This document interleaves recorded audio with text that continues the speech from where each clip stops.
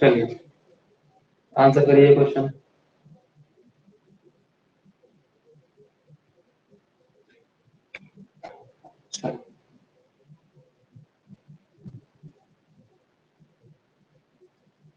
चलो अच्छी बात है, सब लोगों ने पढ़ लिया है। इसका हो जाएगा सी। जीरोथ लॉ रिलेट करता है टेम्परेचर के साथ, है ना। अगर दो बॉडीज ए एंड बी एक दूसरे के साथ इक्विलिब्रियम में है ना, ए एंड बी इक्विलिब्रियम में है, एंड बी एंड सी अगर इक्विलिब्रियम में है, A and C, A and B and C, तो ए एंड सी भी इक्विलिब्रियम में होंगे। यही होता है जीरोथ लॉ। इक्विलिब्रियम से यहाँ पे हमारा मतलब है टेम्परेचर से, ठीक है। ए बी एंड सी तीनों का टेम्परेचर कितना है, टी टेम्परेचर है, ठीक है। तो जीरोथ लॉ रिलेट करता है टेम्परेचर के साथ। नेक्स्ट बताओ।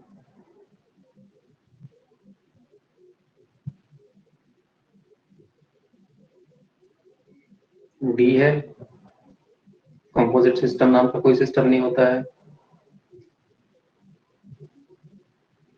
ओपन सिस्टम जिसमें आपका मैटर और एनर्जी दोनों ट्रांसफर हो सकते हैं। क्लोज्ड जिसमें मैटर ट्रांसफर नहीं हो सकता लेकिन एनर्जी ट्रांसफर हो सकती है। आइसोलेटेड जिसमें ना मैटर ट्रांसफर होगा ना एनर्जी ट्रांसफर होगी। तो इसका राइट आंसर हो जाएगा कॉम्पोजिट, ठीक है। कॉम्पोजिट हो जाएगा इसका राइट आंसर। कॉम्पोजिट नाम का कोई सिस्टम हमने नहीं पढ़ा। थर्ड बताइए।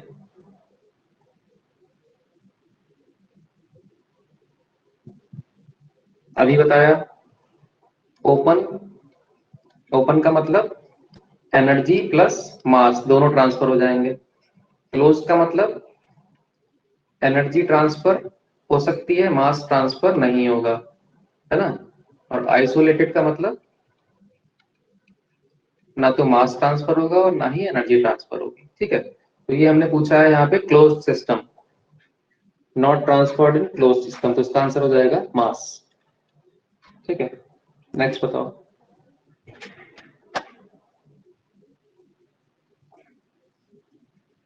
Intensive variable and extensive variable. Intensive वो होते हैं जो नंबर ऑफ पार्टिकल्स पे डिपेंड करते हैं वेरिएबल, ठीक है। एक्सटेंसिव वो होते हैं जो डिपेंड नहीं करते,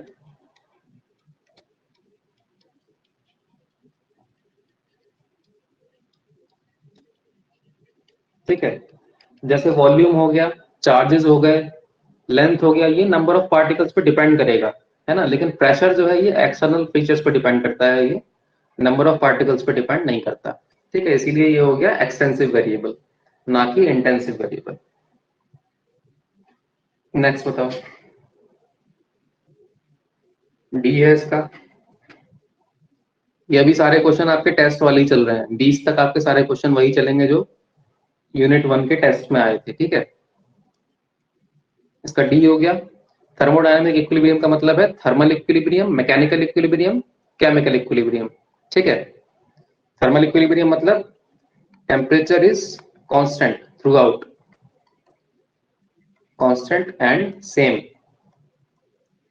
mechanical equilibrium no net force in any direction,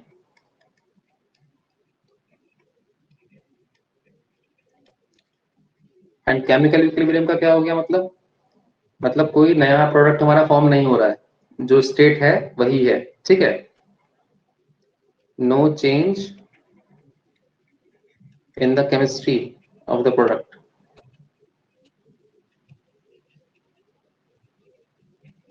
ठीक है। तो ये हो गया thermodynamic equilibrium. Next, first law refers to conservation of energy. ये कोई बच्चा भी बता सकता है, इसमें हमें डिस्कस करने की कोई जरूरत नहीं है।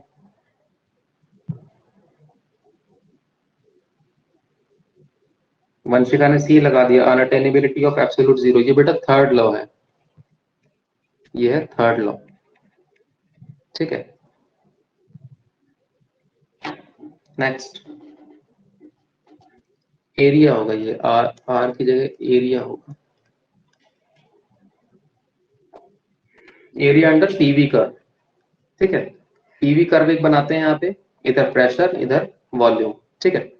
अगर इस तरह से मैंने कर्व दे दिया यहाँ पे आपको, ठीक है, और पूछा गया कि ए से बी तक जाने में कितना वर्क डन होगा, तो वर्क डन कैसे निकाल सकते हैं?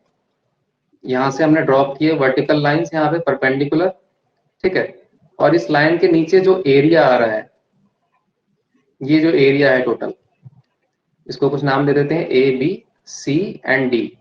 जो area A B C D है यही हो जाएगा वर्क डन, ठीक है। तो इस तरह से आप लोग, अगर क्वेश्चन आता है कि आपको दो कर्व्स दिए गए हैं, एक ये है फ्रॉम ए टू बी, ठीक है, और एक ये है फ्रॉम ए टू सी, दोनों में से कौन से कर्व के द्वारा आपका किया गया कार्य ज्यादा होगा, work done is higher for which one, A C और ए बी? बताओ। अच्छा, ए सी के लिए वर्क डन ज्यादा होगा या ए बी के लिए वर्क डन ज्यादा होगा? ए बी के लिए वर्क डन ज्यादा होगा ऑब्वियसली, क्योंकि एरिया उसमें, इतना एरिया एक्स्ट्रा है ए बी के लिए, है ना। नीचे वाला एरिया तो कॉमन है दोनों के लिए, ये एरिया दोनों के लिए कॉमन है, और ए बी वाले कर्व के लिए ऊपर वाला एरिया एक्स्ट्रा है, ठीक। इसलिए आंसर हो जाएगा इसका ए बी। नेक्स्ट बताओ।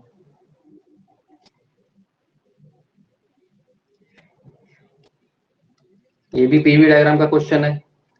एडियाबैटिक प्रोसेस ऐसा दिखता है, इसके नीचे एरिया आ रहा है इस कर्व के नीचे, इसका मतलब वर्क डन जीरो नहीं होगा एडियाबैटिक प्रोसेस के लिए। आइसोथर्मल कैसा दिखता है? ऐसा ही होता है, बस उसका स्लोप थोड़ा सा कम होता है, इसके नीचे भी एरिया आएगा, है ना। आइसोबारिक प्रोसेस कैसा होता है? आइसोबारिक मतलब कांस्टेंट प्रेशर, पैरेलल एक्सिस हो जाएगा वॉल्यूम के, तो इसके नीचे भी एरिया आ सकता है। लेकिन आइसोकोरिक प्रोसेस कैसा दिखाई देगा? वॉल्यूम के परपेंडिकुलर, है ना। तो ये जो आइसोकोरिक है, इसके लिए कोई भी एरिया नहीं आ रहा है इस कर्व के नीचे, इसका मतलब इसके लिए वर्क डन इज जीरो, ठीक है। एरिया अंडर द कर्व वाले प्रिंसिपल से आप लोग कई सारे क्वेश्चन सॉल्व कर सकते हैं।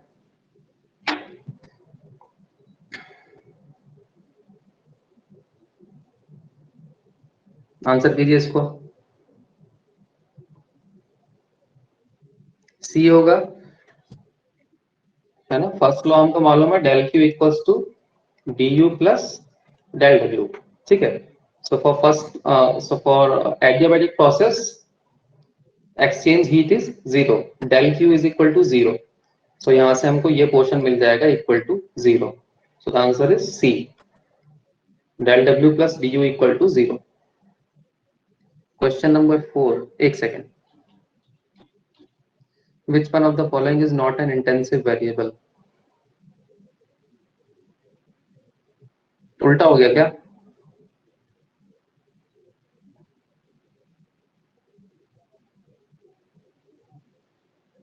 अच्छा, उल्टा हो गया।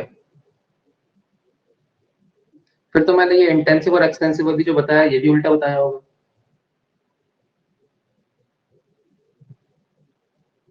चलो अच्छी बात है, ध्यान दिला दिया, क्योंकि मुझे ध्यान नहीं रहती चीजें, ठीक है। बता दिया करो गलती हो तो। उल्टा हो गया, ये इंटेंसिव है, ये एक्सटेंसिव है, ठीक है। चलो,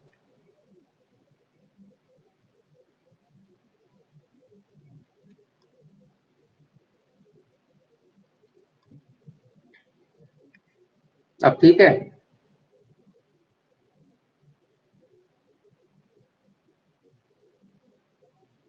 ठीक है, करेक्ट कर लेना बेटा सब लोग, ठीक है। मुझे नाम याद करने में दिक्कत होती है, इंटेंसिव कौन सा, एक्सटेंसिव कौन सा। चलो, ये बताओ।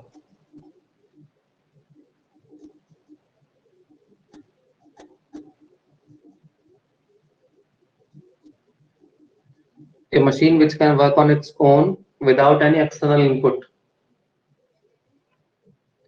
this is called perpetual machine of kind one। ऐसी मशीन जिसको कोई भी एक्सटर्नल इनपुट नहीं चाहिए, उसको हम लोग बोलते हैं perpetual machine of kind one. ये मशीन हमेशा काम करती रहेगी बिना किसी एक्सटर्नल इनपुट के, ठीक है। लेकिन इसके एग्जिस्टेंस को फर्स्ट लॉ डिनाई कर देता है ना। First law denies the existence of perpetual machine of kind one,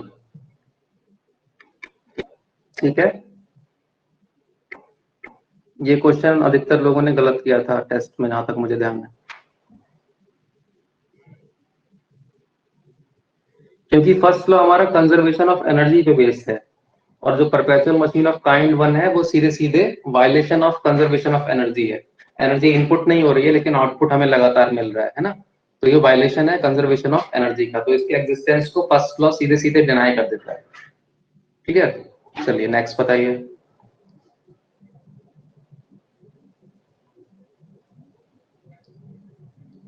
first law fails to explain,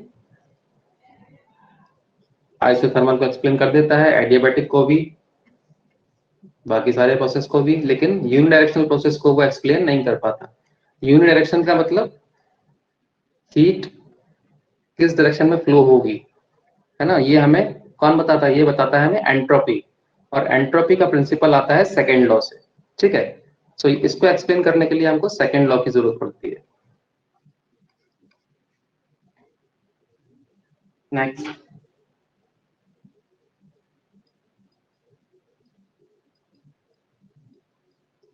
amount of heat required to raise the temperature of a body, whole body की बात हो रही है यहाँ पे, है ना, कंप्लीट बॉडी की बात हो रही है, बाई 1 डिग्री सेल्सियस, तो ये हो जाएगा हीट कैपेसिटी, है ना। अगर यूनिट मास की बात होती, यूनिट मास के लिए क्या हो जाता, यूनिट मास के लिए हो जाता है स्पेसिफिक हीट। ठीक है, स्पेसिफिक हीट और हीट कैपेसिटी में यही फर्क है, जहां पे भी वर्ड आपको लगा दिख जाएगा स्पेसिफिक, तो समझ लीजिए यूनिट की बात हो रही है। जैसे स्पेसिफिक वॉल्यूम लिखा हो, इसका मतलब है यूनिट वॉल्यूम में बात हो रही है। ठीक है, जहां भी स्पेसिफिक लिखा हुआ है वहां पे यूनिटी की बात आ जाएगी, यहाँ पे कंप्लीट बॉडी की बात है तो इसको बोलते हैं कैपेसिटी। वही क्वेश्चन है जो अभी मैंने आपको बताया, यहाँ पे आंसर हो जाएगा स्पेसिफिक हीट ए, क्योंकि यहाँ पे यूनिट मास लिखा हुआ है।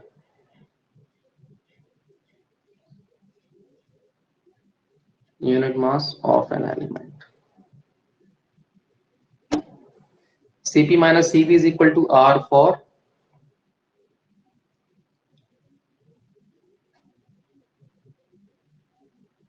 Ideal gas. ठीक है, सब लोगों का आंसर। रियल गैस के लिए Cp माइनस Cv का रिलेशन हम लोगों ने क्लास में निकाला था, R इंटू समथिंग आता है 1 प्लस, है ना, यहाँ पे कॉम्प्लिकेटेड सा फंक्शन बनता है जिसमें हमारा A और B दोनों आ जाते हैं, कॉन्स्टेंट्स A एंड B जो कि रियल गैस के कॉन्स्टेंट्स होते हैं, है ना, तो ये रियल गैस के लिए बनता है। आइडियल गैस के लिए है Cp minus Cv equal to R, क्योंकि आइडियल गैस के लिए B की वैल्यू और A की वैल्यू 0 होती है।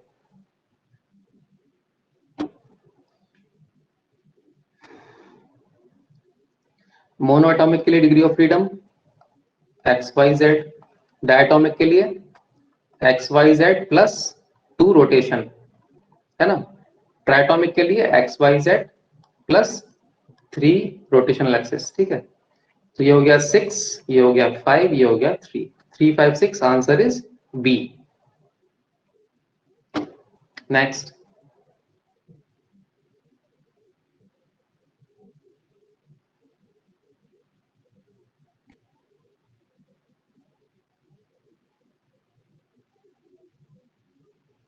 दीपांकी तुमको बी क्यों लग रहा है? सी आंसर होगा इसका बेटा। ठीक है, वर्किंग सब्सटेंस कौन सा है इससे कोई फर्क नहीं पड़ता, अगर टेम्परेचर ऑफ सोर्स T1 है, टेम्परेचर ऑफ सिंक T2 है, तो एफिशिएंसी होगी 1 माइनस T2 ओवर T1। ठीक है, केवल T2 एंड T1 पे डिपेंड करेगी एफिशिएंसी, बाकी किसी चीज पे डिपेंड नहीं करेगी।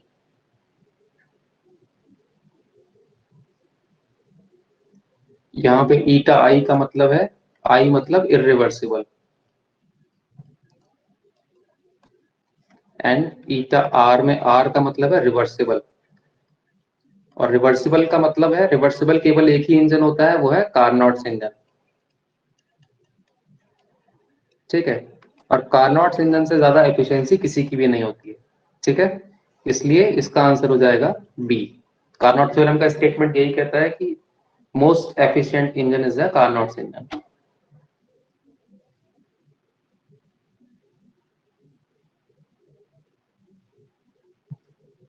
लोअर टेम्परेचर पे हीट एब्जॉर्ब करके उसको हायर टेम्परेचर के एनवायरनमेंट में एमिट करने का काम कौन करता है? रेफ्रिजरेटर। क्योंकि उसके अंदर का चेम्बर ऑलरेडी ठंडा होता है, लेकिन फिर भी वो वहीं से हीट लेके बाहर के गर्म कमरे में ट्रांसफर करता रहता है। ठीक है, इसका आंसर हो गया refrigerator.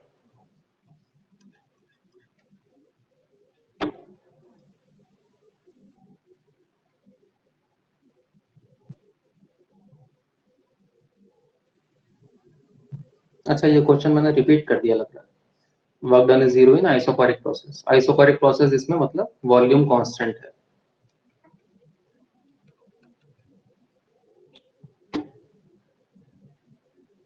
Which of the following is called isentropic process? Isentropic मतलब delta S is equal to zero, entropy is not changing at all. Isentropic मतलब entropy is not changing. Entropy change कब नहीं होगा? जब del Q is equal to zero, because delta S is equal to integral del Q over T. So del Q की value अगर zero हो जाएगी तो चेंज इन एंट्रोपी जीरो हो जाएगा। ठीक है, सो इसका आंसर क्या हो गया? एडियाबैटिक। क्लियर? एडियाबैटिक प्रोसेस को ही हम लोग दूसरा नाम दे देते हैं आइसेंट्रोपिक। ठीक है, जिसके लिए एंट्रोपी सेम होती है। हिंदी में इसको क्या बोलते हैं मुझे कोई आइडिया नहीं है। एंट्रोपी को क्या बोलते हैं हिंदी में? किसी को मालूम है? इसको तो शायद रुद्धोष में बोलते हैं या कुछ ऐसे ही बोलते हैं एडियाबैटिक को। इसका नाम मुझे नहीं पता एंट्रोपी का, तो आप लोग देख लीजिएगा। अगर हिंदी में कोई नाम समझ में नहीं आता है तो इंग्लिश वाले साइड में देख लेना। आपका जो क्वेश्चन बुकलेट रहेगा उस बुकलेट पे ऐसे डिवीजन रहेगा, इस साइड में इंग्लिश पे लिखा होगा, एक साइड पे हिंदी में लिखा होगा। ठीक है, तो अगर आपको जिस भी नाम में कंफ्यूजन है तो आप क्रॉस चेक कर सकते हैं हिंदी या इंग्लिश वाली साइड पे। ऑप्शंस का जो नंबर है वो सेम रहेगा हर क्वेश्चन के लिए। ठीक है ना? तो जहां पे भी कंफ्यूजन आए आप लोग एक बार क्रॉस चेक जरूर करिए।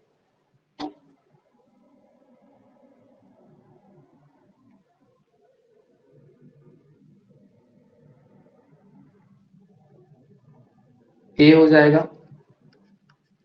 क्या क्या देखना है हमको? एन लगा होना चाहिए, आर लगा होना चाहिए, टी होना चाहिए, और फाइनल वॉल्यूम ऊपर आएगा। ठीक है, ना कि नीचे।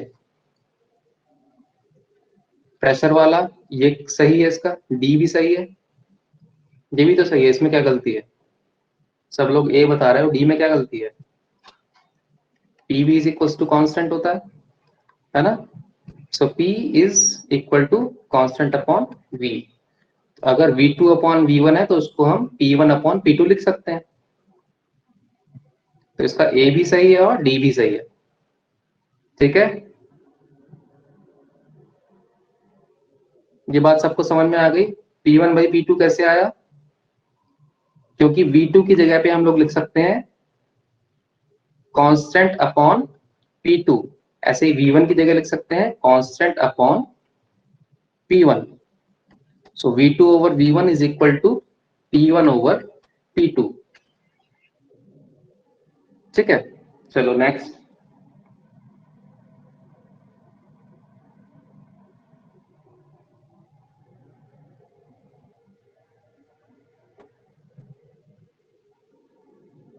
डी होगा।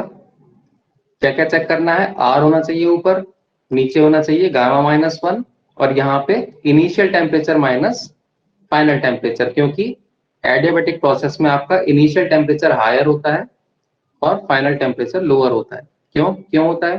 क्योंकि del Q is equal to zero. Del Q is equal to zero का क्या मतलब हो गया? D U plus del W is equal to zero, है ना? So D U is equal to minus del W. तो अगर मेरा वर्क डन पॉजिटिव है तो change in internal energy is going to be negative. du is negative if del w is positive. ठीक है, ठीक है, इनमें इनवर्स रिलेशन होगा। तो अगर मेरा वर्क डन पॉजिटिव है तो इसका मतलब मेरा टेम्परेचर डिक्रीज होना चाहिए।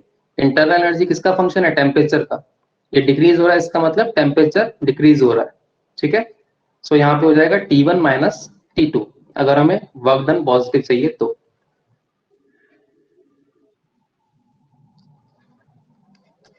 ये छोटी छोटी चीजें बहुत ध्यान रखनी है आपको एमसीक्यू करते हुए। निखिल क्या कह रहे हो बेटा? सर 1y होगा,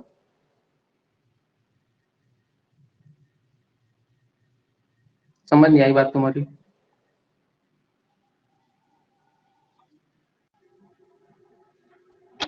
चलो नेक्स्ट क्वेश्चन। अरे 1 माइनस गामा तब होगा जब ऊपर तुम T2 माइनस T1 कर दोगे, समझे? अगर मैंने उल्टा कर दिया T2 माइनस T1, यहां से माइनस कॉमन ले लिया और नीचे से भी माइनस कॉमन ले लूं, तो 1 माइनस गामा हो जाएगा। इन चीजों से कंफ्यूज नहीं होना है, ये वाला आंसर करो। चलो, which process has the higher value of slope in PV diagram? Adiabatic process. Higher slope का मतलब ऐसे बनाते हैं हम, ये है एडियाबेटिक और ये है आइसोथर्मल, है ना? और इनके स्लोप में कुछ रिलेशन भी होता है। क्या रिलेशन होता है? एडियाबेटिक की बात करें डिवाइडेड बाय आइसोथर्मल, स्लोप में क्या रिलेशन होता है? गामा, ठीक है? Slope of adiabatic process is gamma times higher than isothermal. ये बताओ। अच्छा, इसको थोड़ा ध्यान से देखो, जल्दबाजी में नहीं, और फिर आंसर करो।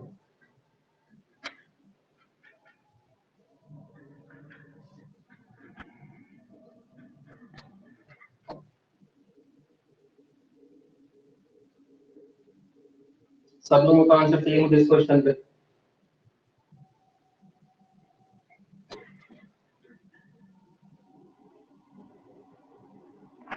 चलो, मेजोरिटी सी के साथ जा रही है तो सी को मान लेते हैं। 1 माइनस Q2 अपॉन Q1, ठीक है? अब आप कहोगे ये क्यों नहीं होगा? ये होगा बेटा केवल और केवल रिवर्सिबल इंजन के लिए, ठीक है? This is for reversible engine. और रिवर्सिबल इंजन कौन सा होता है? कार्नोट इंजन,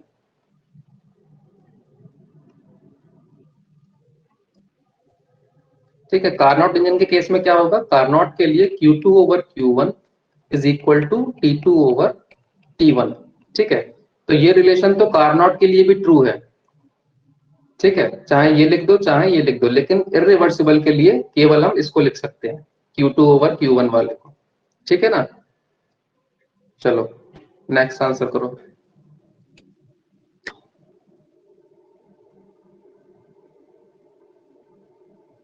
अब इसमें यहाँ पे कीवर्ड मैंने एक डाल दिया, ओनली, है ना?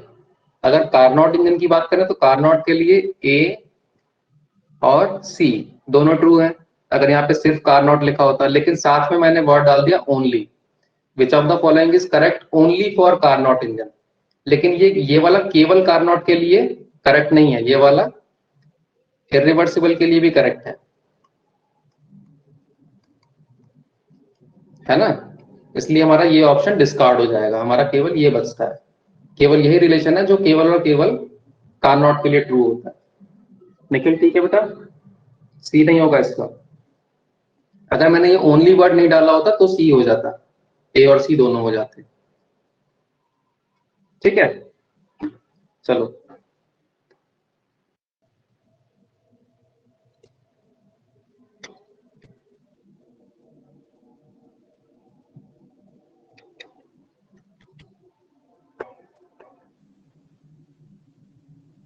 वंशिका को ऑक्सीजन ज्यादा पसंद है,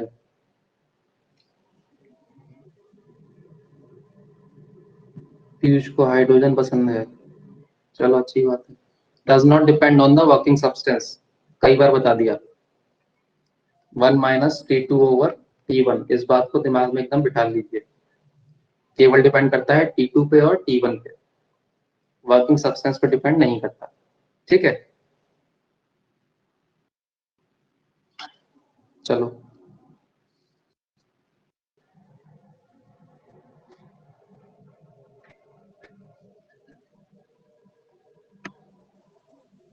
आराम से पढ़ लीजिए क्वेश्चन को, ऑप्शंस को अच्छे से पढ़िए। बाकी लोग अगर फटाफट फटाफट आंसर कर रहे हैं तो उसको लेके प्रेशर में नहीं आना है कि सब लोग आंसर कर रहे हैं, मैं भी जल्दी से आंसर कर दूं। अपना टाइम लो आराम से क्वेश्चन पढ़ने में।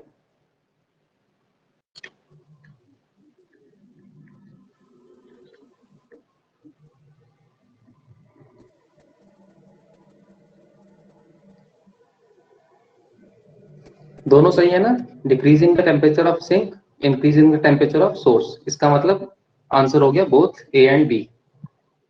ठीक है शिवांगी, ठीक है बेटा।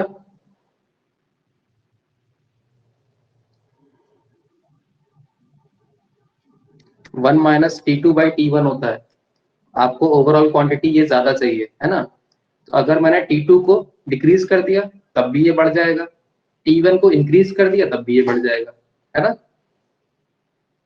ये जो T2/T1 है ये मुझे कम करना होगा, तभी जाके 1 माइनस T2/T1 बढ़ेगा, क्योंकि ये 1 में से माइनस हो रहा है, तो ये जितना छोटा होगा उतना हमारे लिए अच्छा है।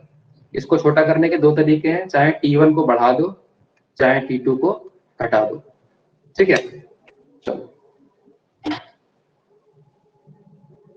ये क्वेश्चन आज अभिनव ने मुझसे डाउट में पूछा था तो ये मैंने डाल दिया इसमें, इसको आप लोग थोड़ा सोचो, आंसर करो इसका फिर।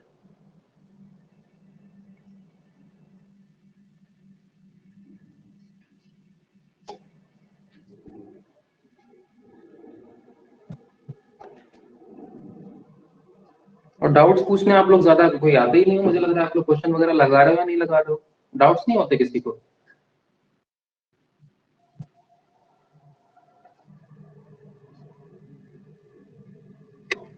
इसका आंसर कैसे निकालेंगे, 1 माइनस T2/T1 है ना, सो 1 माइनस, फर्स्ट वाले में देखते हैं increasing the temperature of source by 50 degree, T2 over T1 plus 50, तो यहां से क्या मिलेगा T1 minus T2 plus 50 over T1 plus 50, ये हो गया ए। बी में हमको क्या मिलेगा 1 minus T2 minus 50 over T1 equal to T1 minus T2 plus 50 over T1।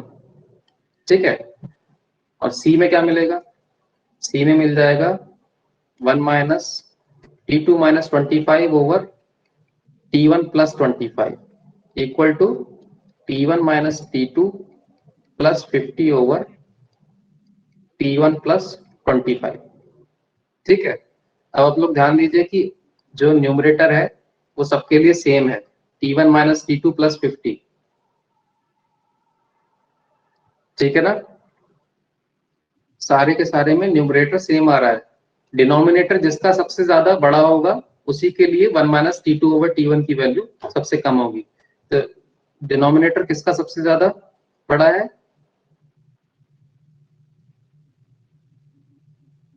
Wait क्या हो गया T1 plus 50 increasing temperature of the source by 50 degree, T1 plus 50 T1 T2 minus 50।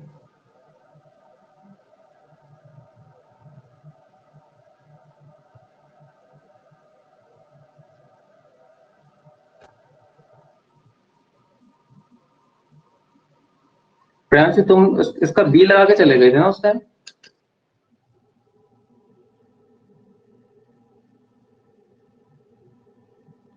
नहीं इसका आंसर तो ए आ रहा है देखो, निकाला तो यही था हम लोगों ने, लेकिन टिक शायद हम बी पे कर दिया था गलती से ना, निकाला तो यही था T1 प्लस 50 वाला।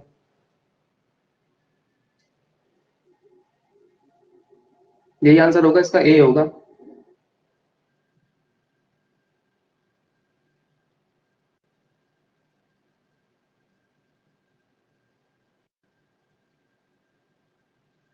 ठीक है, बुक में बी दिया हुआ है क्या, आप सब लोग बी बता रहे हो।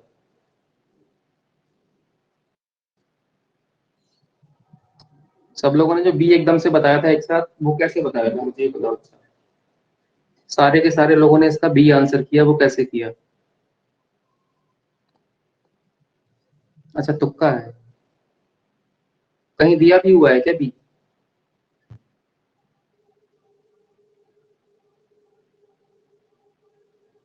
हाँ तो फिर इसका ए ही आंसर होगा, देखो मैथमेटिकली ए आ रहा है, इसका आंसर होगा ए। ठीक है, मॉडल में गलत दिया होगा, मैंने आपको निकाल के दिखाया ना। इसमें कोई गलती हो तो बताओ मुझे।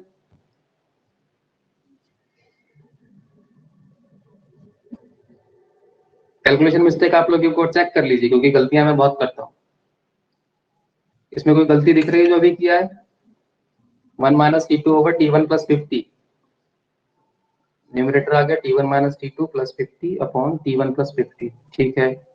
सेकंड वाले में 1 minus T two minus 50 upon T1, तो ये हो गया T1 minus T two plus 50 upon T1, ये भी ठीक है, ये भी ठीक है, थर्ड वाला भी ठीक है। बेटा यही होगा इसका आंसर, जहां भी दिया है गलत दिया है, ठीक है।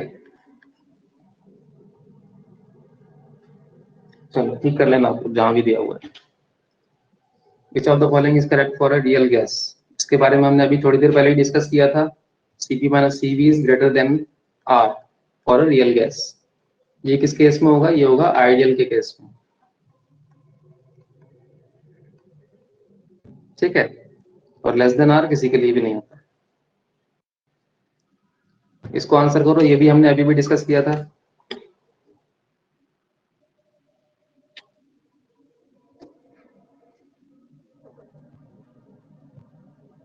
एरिया अंडर द कर्व, जिस भी कर्व के लिए सबसे ज्यादा होगा। कौन से कर्व के लिए एरिया सबसे ज्यादा होगा? 1CA, ये वाला जो कर्व है। 1C2, इस कर्व के लिए एरिया सबसे ज्यादा होगा, ठीक है।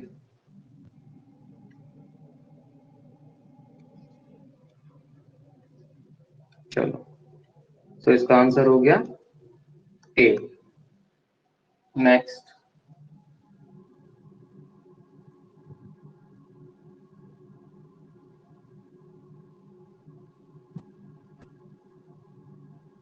ये होगा इसका, कुछ सोचने की जरूरत नहीं है ना। Heat rejected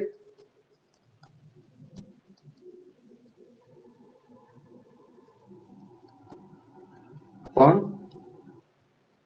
work done. अच्छा, रिजेक्टेड नहीं, रेफ्रिजरेटर है, तो ये होगा हीट टेकन फ्रॉम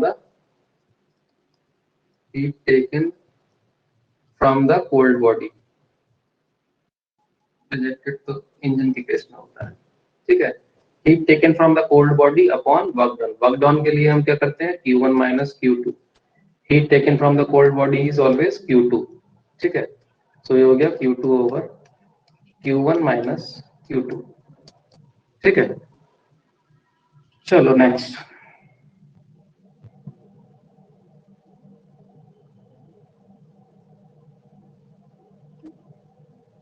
सोच लो सोच लो।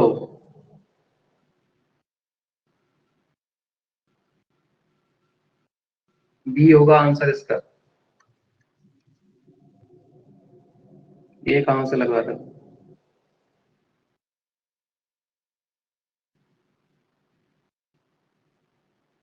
साइक्लिक प्रोसेस में वर्क डन होगा जो साइकिल का एरिया है, ठीक है। ए से गए बी पे, बी से सी, और सी से वापस ए पे आ गए माना, ठीक है। इसके अंदर का जो एरिया है, ये एरिया क्या होगा? यही हो जाएगा वर्क डन, W, ठीक है।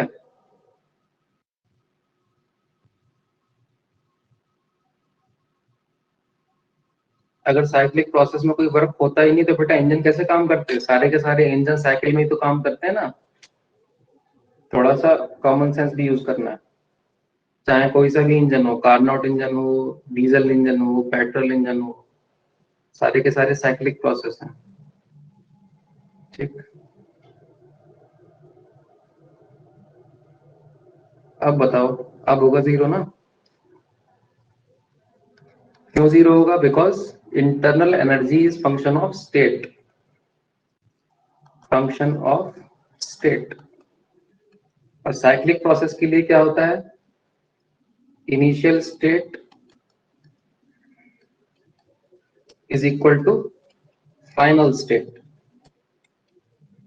है ना। इसीलिए आपका जो इंटरनल टेम्परेचर था वही फाइनल टेम्परेचर होगा जो इनिशियल टेम्परेचर था।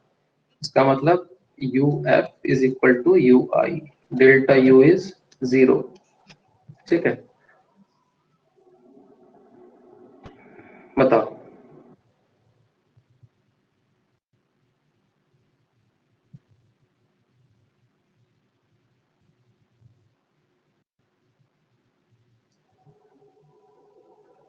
सबको पता है beta is equal to 1 minus eta over eta. कैसे निकालेंगे? बीटा की वैल्यू है Q2 over Q1 minus Q2, ईटा की वैल्यू है Q1 minus Q2 upon Q1, है ना। केवल आपको इधर उधर करनी चीज है, बढ़ावा करना है, निकाल लेना, आ जाएगा। ठीक है, नहीं निकालना है तो याद कर लो, beta equal to 1 minus eta upon eta. ठीक, चलो। और हाँ, एक बात और, यहाँ पे मैंने क्वेश्चन आपसे किया है बीटा के टर्म्स में, ये ईटा के टर्म में भी क्वेश्चन कर सकता है। ठीक है, उस केस में क्या हो जाएगा answer? Beta is equal to है 1 माइनस ईटा ओवर ईटा। सो अगर मैंने ईटा के टर्म्स में आंसर दिया इस तरह से, eta is equal to what. ठीक है, तो कैसे निकालेंगे? +1 कर दीजिए दोनों तरफ, बीटा +1 क्या हो जाएगा?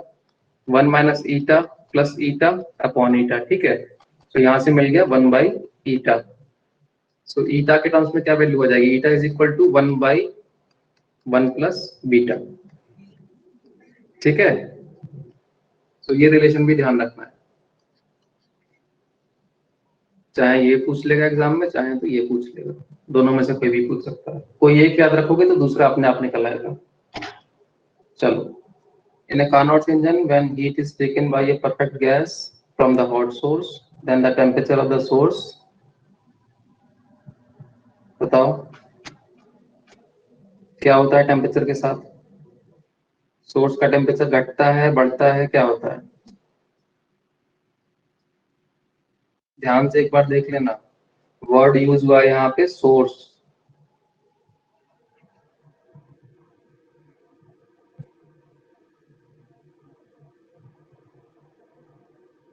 Remains the same. अगर टेम्परेचर डिक्रीज कर गया तो वो सोर्स ही कैसा, है ना। सोर्स नाम ही थर्मोडायनेमिक्स में उस चीज को दिया जाता है जिससे आप जितनी चाहें हीट ले सकते हैं, लेकिन उसके टेम्परेचर पे कोई भी फर्क नहीं पड़ेगा। ठीक है, उसी चीज को हम लोग सोर्स बोलते हैं थर्मोडायनेमिक्स में। ठीक है, और सिंक किसको बोलते हैं? सिंक बोलते हैं जिसको आप जितनी चाहें हीट दे दीजिए, उसके टेम्परेचर पे कोई भी इंक्रीमेंट नहीं होगा, उसको बोलते हैं सिंक। ठीक है, सोर्स का टेम्परेचर हमेशा T1 कांस्टेंट रहेगा, सिंक का टेम्परेचर हमेशा T2 कांस्टेंट रहेगा।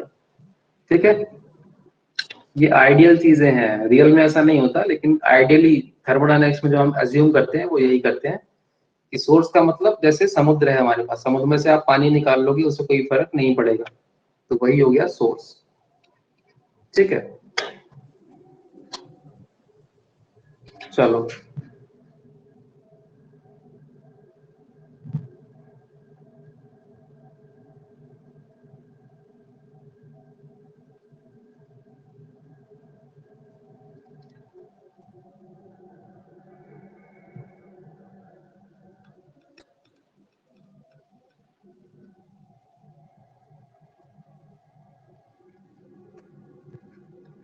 जीरो।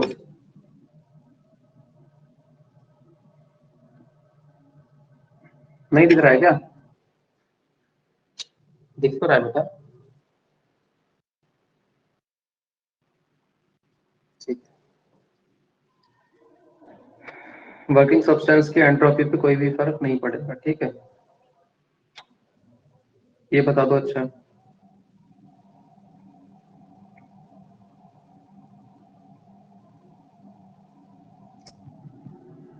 अब ये जो क्वेश्चन है इसको देख के आपको कैलकुलेट करने नहीं बैठ जाना है। ठीक है, थोड़ा सा कॉमन सेंस यूज करना है। कॉमन सेंस क्या यूज करना है?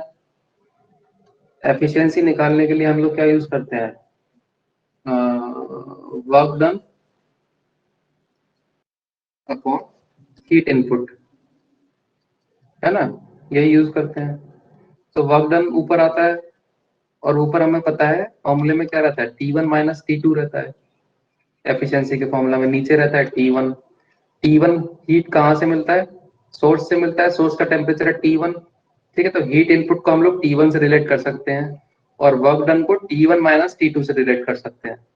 T1 माइनस T2 कहाँ पे आ रहा है? केवल इसमें आ रहा है। ठीक है, इसीलिए आंसर हो गया हमारा सी। निकाल के देखोगे तो भी यही आएगा। ये मैंने डेरिवेशन करने को दिया भी था आपको यूनिट 1 के टेस्ट में। जो कि बहुत कम लोगों ने सही किया था। चलो,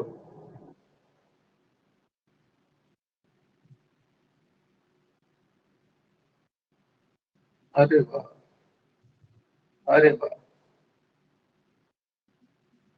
अजीब अजीब तरह के आंसर साहब। आज घर पे जाना और 2 घंटे के लिए फ्रिज का दरवाजा खोल देना, फिर देखते हैं कमरा ठंडा होगा या गर्म होगा। ठीक है,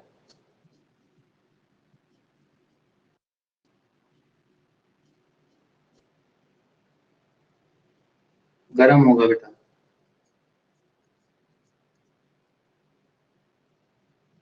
ठीक है,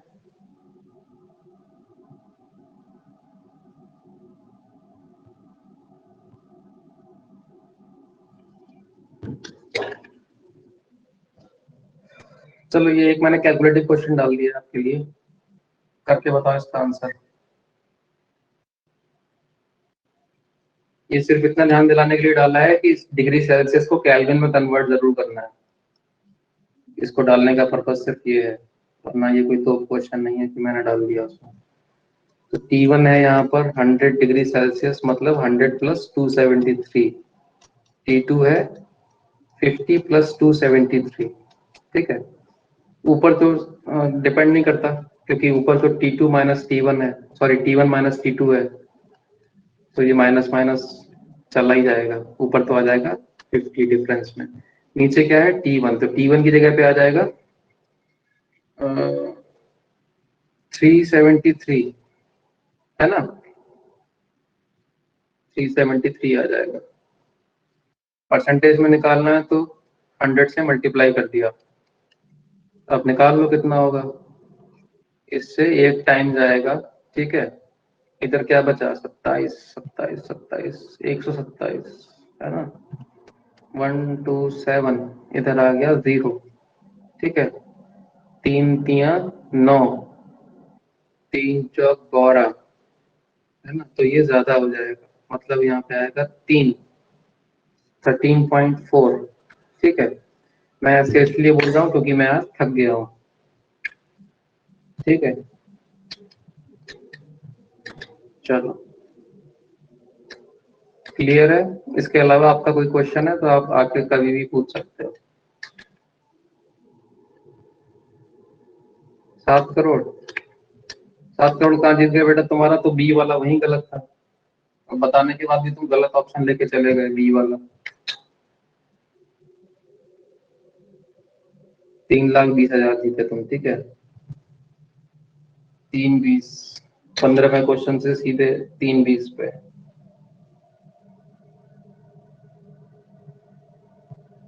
ठीक है, परसों हम लोग करेंगे यूनिट 2 के क्वेश्चन सारे। कल का टाइम मुझे दे दो क्वेश्चन बनाने के लिए, क्योंकि मैंने आज ही क्वेश्चन बनाए, आज ही क्लास ले ली, अब मैं थक गया बुरी तरह। परसों करेंगे, ठीक है, यूनिट 2।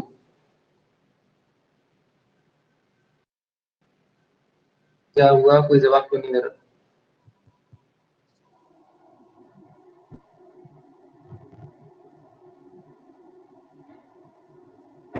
ठीक है,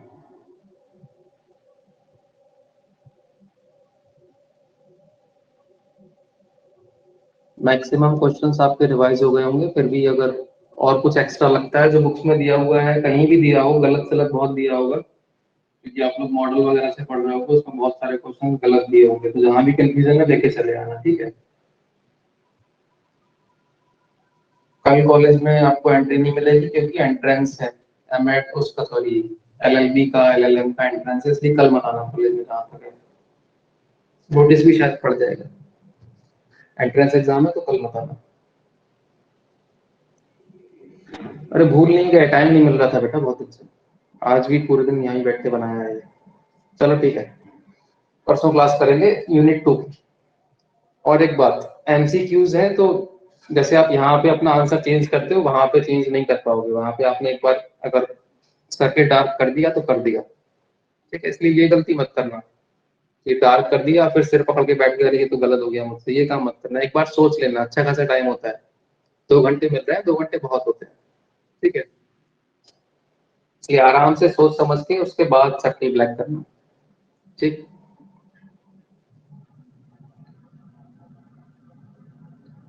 और एक तरीका है कि सर्किल ब्लैक आप लास्ट में कर सकते हो, तब तक के लिए क्वेश्चन बुकलेट पे सही आंसर मार्क करते जाओ। फ्लाइंग स्क्वाड आएगा, वो आपको डांटेगा भी कि आपने क्वेश्चन बुकलेट पे मार्क क्यों किया है, लेकिन उनकी डांट को इग्नोर कर देना, ठीक है। उसमें शायद मैं भी रहूंगा फ्लाइंग स्क्वाड में, मैं भी डांटूंगा, लेकिन उस डांट को इग्नोर कर देना।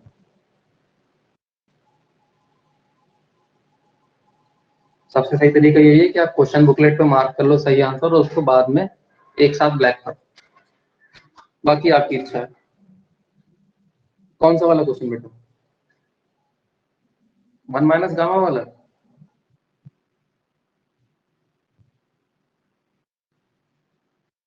हाँ, निखिल, T1 + T2 - 50, अच्छा ये वाला देख लो एक बार। हाँ ये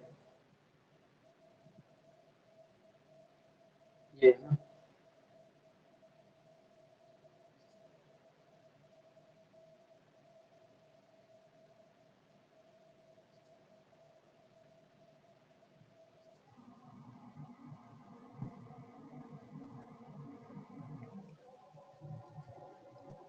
बी होगा। बी कैसे होगा बेटा?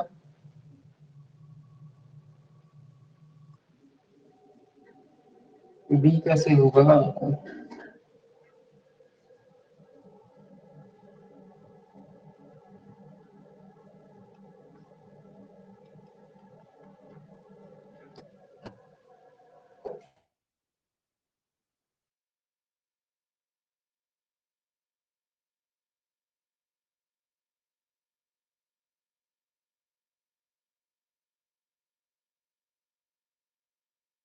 नंबर में, ठीक है।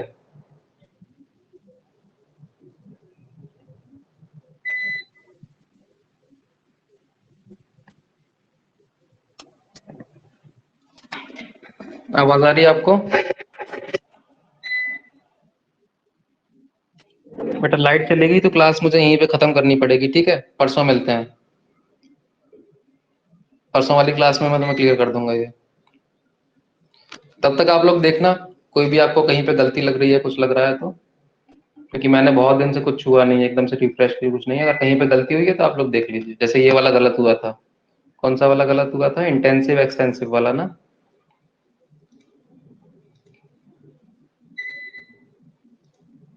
बाकी गलती मैंने कोई की नहीं होगी वैसे, वो इंटेंसिव वाला ही गलत हो गया था। ये वाला गलत हो गया था ना, ये वाला करेक्ट कर लीजिएगा, बाकी सब सही है। चलो ठीक है, गुड नाइट, परसों मिलते हैं।